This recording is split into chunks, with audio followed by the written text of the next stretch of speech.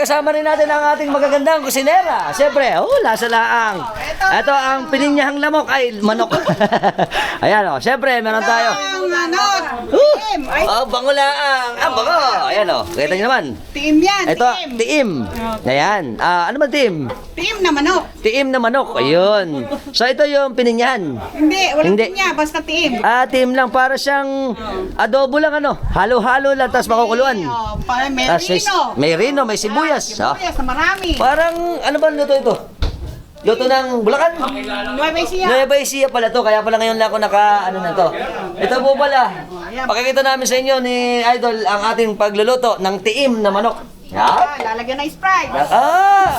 Parang ang adobo, lasa laang.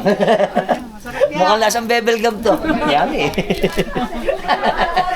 Para ayan po. pinapakuluan. Pinapakuluan. Expert namin pagluluto ni ate. Alright.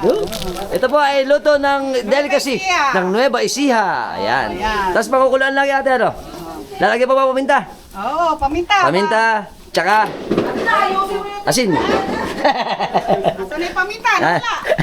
Nawala yung paminta, tamakbo.